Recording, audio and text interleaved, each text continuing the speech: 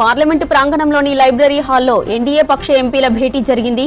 ప్రధాని మోదీ, కేంద్ర మంత్రులు అమిత్ షా, రాజ్నాథ్ సింగ్ సహా ఎన్డీఏ పక్షాల ఎంపీలు సమావేశంలో పాల్గొన్నారు.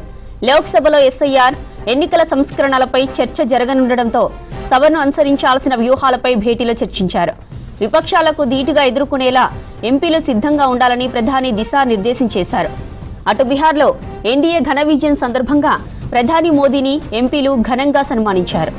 వందే మాతరంపై ఇవాళ రాజ్యసభలో జరగనున్న డిస్కస్ పై భేటీలో చర్చించారు. స్వాతంత్ర ఉద్యమంలో వందే మాతరం ఏ విధంగా ప్రేరణ అయిందో వివరించాలన్నారు. దేశవ్యాప్తంగా ఇండిగో ఫ్లైట్ సర్వీసెస్ రద్దు, ఎయిర్పోర్టులలో గందరగోళ పరిస్థితులపై లోక్సభలో civil aviation minister Rammohan Naidu మాట్లాడనున్నారు. పార్లమెంటు ప్రాంగణంలోని లైబ్రరీ హాల్లో ఎన్డీఏ పక్ష ఎంపీల భేటీ జరిగింది. ప్రధాని మోదీ, కేంద్ర మంత్రులు అమిత్ షా, రాజ్నాథ్ సింగ్ సహా ఎన్డీఏ పక్షాల ఎంపీలు సమావేశంలో పాల్గొన్నారు.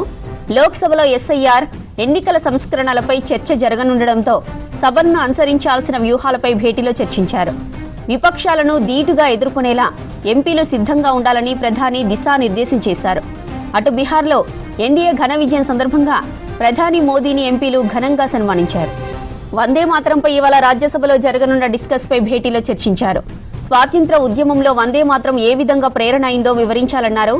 దేశవ్యాప్తంగా ఇండిగో ఫ్లైట్ సర్వీసెస్ రద్దు, ఎయిర్పోర్టులలో గందరగోళ పరిస్థితులపై లోక్సభలో civil aviation minister Rammohan Naidu మాట్లాడనున్నారు.